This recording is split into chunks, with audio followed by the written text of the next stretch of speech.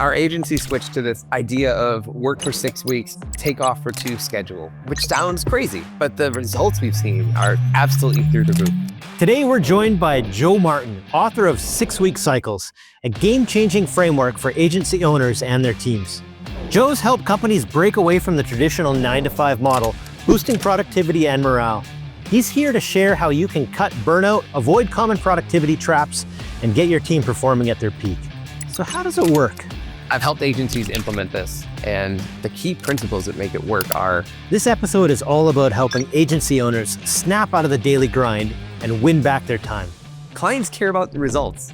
They don't care about your availability. As long as you're delivering high-quality work, they don't really mind if you take a break. And make your employees love working for you.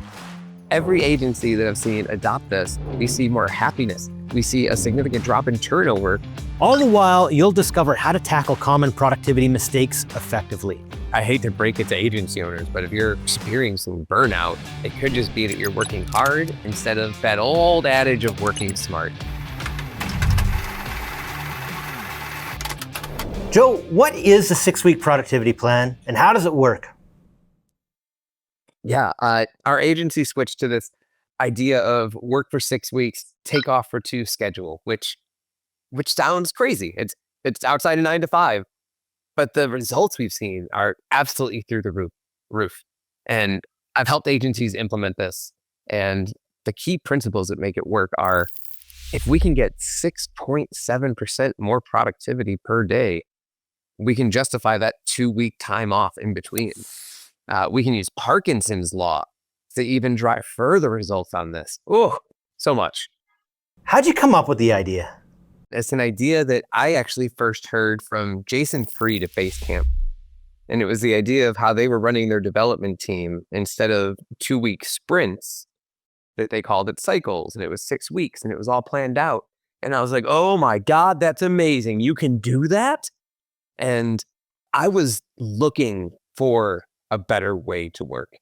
And I'd already witnessed firsthand how burnout as an entrepreneur, that everything just piles up on you. Everything you have to do just continues to shove on your back, but it feels like there's no way out of it. And so I wanted to flip that script and wanted to see, is there a different way that we can treat this? Is there a way that we can actually treat people a little bit better instead of saying, hey, employee, you work for me and you owe me 100% of your time every day. Like, is there a way that I can treat them as human and we can all get stuff done and there can be time off to be with their children and still work? Like at the end of the day, as an entrepreneur, as a business owner, I didn't care how long it took them to get stuff done necessarily. I just cared that it got done. Like that's the part that I needed. Did these things get done today? If they did, cool, go home. Go home. Nice job. Why should your reward be more work if you just worked your ass off all week? It doesn't make sense. What a refreshing way of thinking. So, some might say the breaks could hurt productivity. So how do you address that? I believe it's Daniel Pink who has the book, When, and he talks about some concepts about when productivity happens at work. And the way he breaks it down is he breaks it down into quarters. And he talks about how productivity is high at the beginning of a quarter, dips off in the middle of a quarter, and then picks back up again at the end of a quarter. And I think when you take that concept and instead of doing it in quarters, you do it 6 times a year, you actually get to supercharge your productivity. When you're constantly working without stopping, what are you doing to people? What are you doing to creativity and energy instead of giving them the things that refuel them again? And if you look at the life of a parent, I'm not a parent, but I look at it from the outside. And weekends aren't free time. Weekend isn't I'm off and having a wonderful time, enjoying my life, not working. Like there's parties to go to, there's things to do, there's errands around the house, things to take care of. And then I expect that employee to come back in Monday morning, refreshed, ready for work. Give them more time off. People need more time off.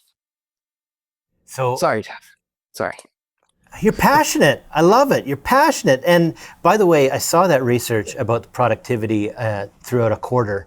And so it's sounding like there's more and more science to this idea here.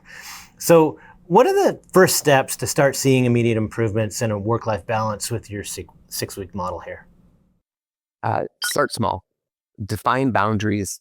I think one of the ones I go to, if you can get email under control, suddenly you can start to get the rest of your day under control. It's one of those things I think a lot of people let email run them, and they use it as their to-do list for the day to feel like they've been productive because they got through all these emails. But I'd actually encourage you to start treating email as a task. Block off a time for it. Close your inbox. Start getting control over that part of your day to be able to say, this is when I'm going to work on stuff. And there's a really great book that stuck with me. It was The War of Art. And in it, one of the small pieces that I took away was this concept between a professional and the amateur. And one of the things he says is that the amateur allows creativity to strike them when it strikes them, and they ride that creativity streak until its very end. Whereas the professional knows when that creativity streak is going to happen because he set aside time for that to already happen, to be creative, to be productive. And that's where he's going to be able to shine doing that. And I feel like I took that concept as part of this and really just leaned into that to find happiness and find productivity. I love that concept. Okay, so my burning question is, how do your clients respond to the model?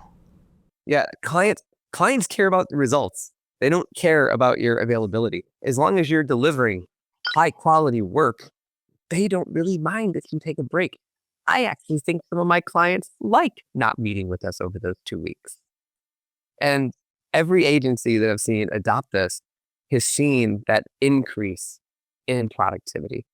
The organization, the concepts of what measured gets improved. When we start applying those inside an agency, we see that. We see more happiness. We see a significant drop in turnover because we have people that are getting a break. If you're trying to recruit A+ talent and you're each offering the same salary, but one offers the ability to work in 6-week cycles, which company do we think that person is going to choose? What are some of the common mistakes that people make when trying to be more productive, and how does your method help avoid them? I mean, I hate to break it to agency owners, but if you're experiencing burnout, it could just be that you're working hard instead of that old adage of working smart.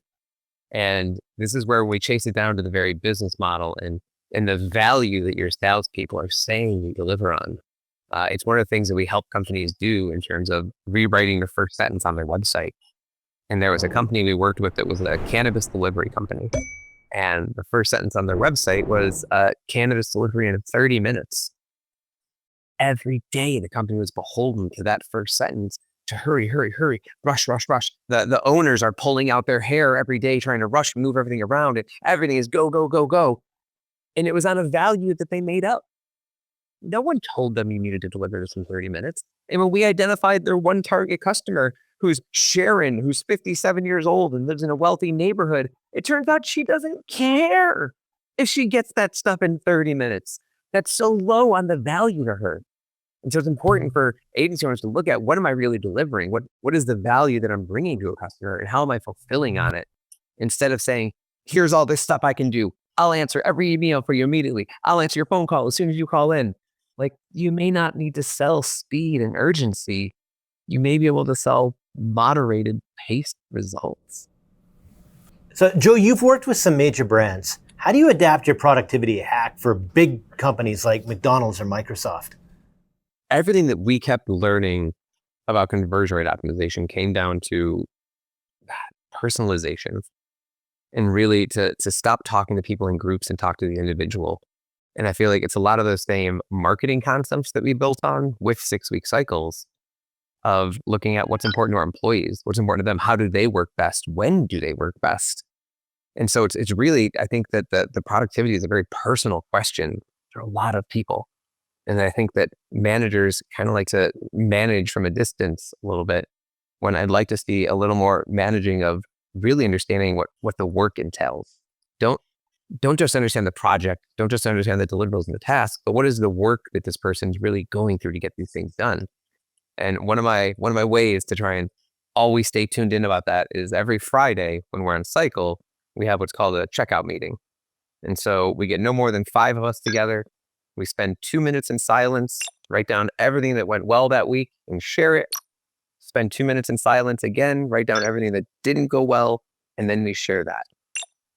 That one small meeting has such a tremendous impact on my ability to have empathy for my team, to know what they're going through, to know what annoys them. I learned so much about what's happening in their lives from that, in ways that I can help, of the things that are more meaningful to them. That maybe it's not, I need to pay you more money. Maybe it's someone who works at a public building in Chicago and they just want the pee cleaned out of the stairwell that they have to walk past every day. Like, what are these things that we can do to actually help? And that's where I think productivity becomes so personal, because it's really down to the person and what does it mean to them to help them. What is one key habit or mindset shift needed to see lasting results? I think looking at it more like meditation, I guess, that this is a practice. It's not something that's ever perfected. I just had a 2-week off time that wasn't an off time for me. We had a couple things that bled over into more projects. And so it never goes as planned. And it's just about having the systems in place to then be able to accommodate when things go off track. And it's one of those areas that I think people get scared of planning. They get scared to put something out there because they say, well, it could change. Things could be different. And I'm okay with that, Jeff. It can change, but let's have a plan. Let's have a path for where we want to go. Let's have a plan for how we want to spend our next day, and try to continually work towards a predictable workday instead of an unpredictable one. If there's a world where the workday can destroy parents and beat them down and send them home unmotivated and feel like nothing is worth doing in this world, there's a version where a job can do the opposite of that for someone. Let's explore that world a little more.